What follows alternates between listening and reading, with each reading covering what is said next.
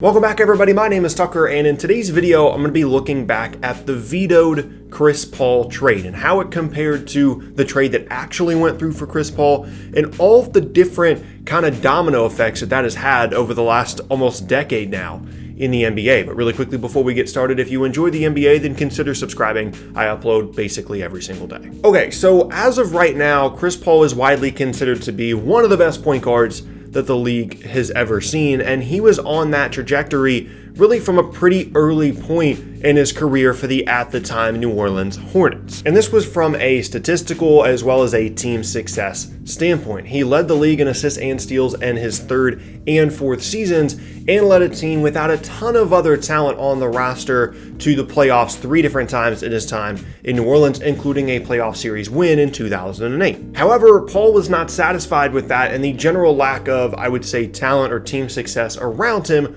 caused him to ask out and want to be traded from the team back in the 2010-11 timeframe, which interestingly, he doesn't really get called out for or criticized for the way that other players do now when they ask out for a trade, but that's a different topic for a different video entirely. And ultimately, Paul got his wish. He was traded from the Hornets to the Clippers for a package that included Al-Farouq Aminu, who was a recent lottery pick at the time, Eric Gordon, Chris Kaman, and a 2012 first-round pick that would become Austin Rivers. And that trade set up a ton of other things around the NBA. It set up the Lob City era in LA, and then ultimately Paul also being traded to Houston. And that Lob City team, as exciting as it was also a legitimate contender for at least one of those postseason runs. They just kind of had some bad injury luck and things like that. But it was a huge deal that Paul ended up being traded to LA for this package. But interestingly, Paul was supposed to go to LA, but actually he was supposed to go to the Lakers first. There was a deal that was agreed upon between the Hornets and the Lakers that ultimately was vetoed by the NBA and by David Stern. And that trade was the Hornets receiving Goran Dragic, Kevin Martin, Luis Scola, and New York's 2012 first-round pick, which became Royce White. The Lakers would get Chris Paul, and the Rockets would get Pau Gasol and Lamar Odom. However, as I said, the trade was ultimately vetoed, and you might be wondering why, because that doesn't really happen all that often, if ever. Well, at the time, the Hornets were struggling financially, and the league essentially owned the team. And even though they had their own front office structure, and they had a general manager, and they had guys that, had leeway to make their own decisions personnel-wise, ultimately, David Stern and the NBA exercised their right as the owners to come in at the end and say, no, we don't like this deal. I don't want this to go down this way.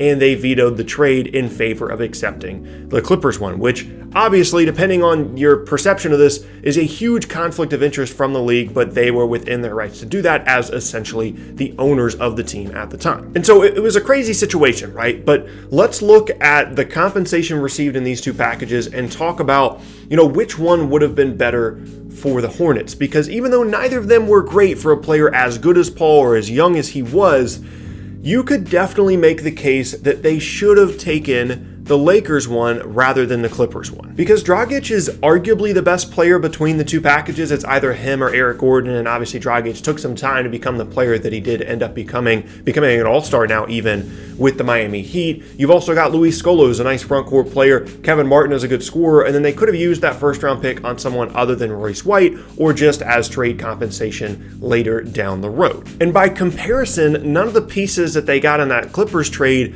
ever really were all that helpful. Aminu never developed the kind of raw talent potential that people thought that he had when he got to LA. Eric Gordon wanted out almost immediately once he got there. Chris Kaman was only there for a season, and then Austin Rivers never really found any kind of success in the NBA until, ironically, he ended up with the Clippers and playing for his dad. And so ultimately, when you look at this, the Hornets, they weren't going to get great compensation out of this deal either way, no matter which one they took. And if this happened in 2020, the price tag for Chris Paul would have been enormous. It would have been much more than either of these packages. But people still get really upset about this idea that David Stern vetoed this trade, despite the fact that really the compensation in return wasn't that big of a deal.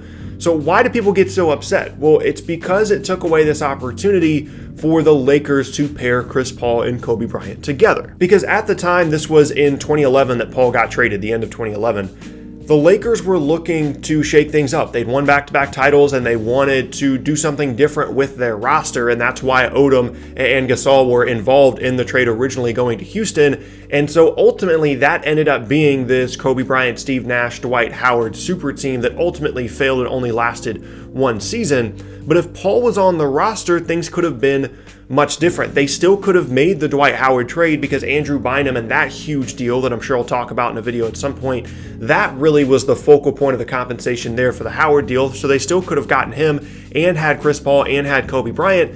And maybe that team doesn't work out either. Maybe there was no combination of players in LA that it was going to work out with as long as Dwight Howard was there. Or maybe it would have been even more formidable of a team moving forward for LA. But regardless, things would have been much different as Paul was with the Lakers rather than the Clippers. And then the other part of this as well is the Rockets aspect of this, because they're in this Lakers trade and they're honestly not giving up a ton to receive Pau Gasol and Lamar Odom. And obviously they didn't, reach the same level statistically and performance-wise after this point in time that they had during the Lakers' real heyday.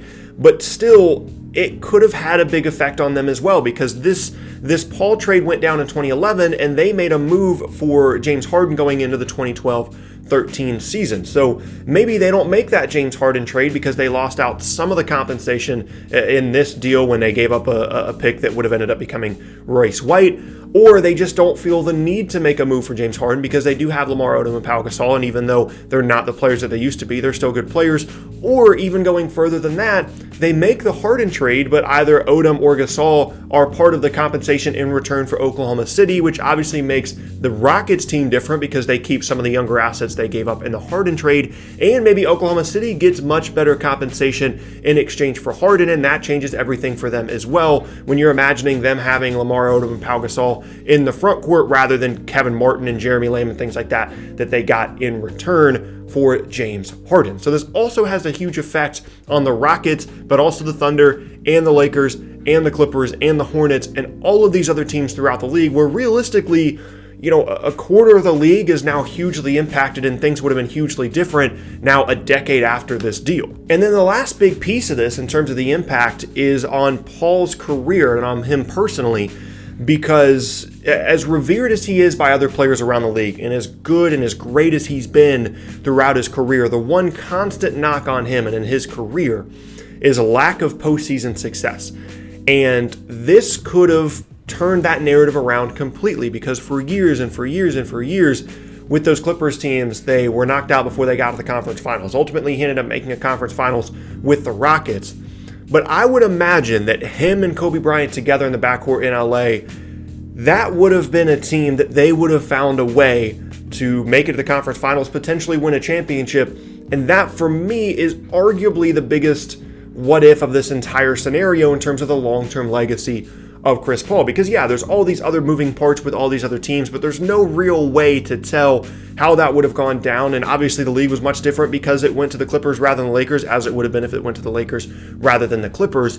But for Paul, historically, the value of him winning a championship while he was still in the prime of his career probably has greater value than it does for all but 5 players in the last 10 to 15 years because of the narrative around his career, because of the general lack of postseason success. And there's no guarantee that that would have happened with the Lakers, but I think it's more likely that it would have happened there than with the Clippers, a team that perpetually disappoints in the postseason whenever they do actually get to the postseason. So ultimately, at the end of the day, there are so many huge ripple effects of not only this trade to the Clippers, but the previously vetoed trade that would have sent Chris Paul to the Lakers. And honestly, I think it's arguable that when you look back at this scenario, not only the trade to the Clippers, but also the vetoed trade to the Lakers, that this is a top 3 and maybe even top 1 greatest what if in NBA history when you're considering the impact that it has on the legacy of Chris Paul, as well as the legacy of Kobe Bryant, the potential for him to get another championship and where that puts him in relationship to Michael Jordan in terms of the championships that they won in their careers, and how it impacts the Oklahoma City Thunder and Kevin Durant and Russell Westbrook. Maybe they end up winning a championship with Pau Gasol or Lamar Odom on the roster, even when they do trade away James Harden. And that results in Kevin Durant staying in Oklahoma City. He never goes to Golden State, and that changes everything over the last couple of seasons. Or maybe Houston isn't willing to make the deal, as I said, and James Harden never leaves Oklahoma City, and then they win a championship, and that team runs the league for a couple of years.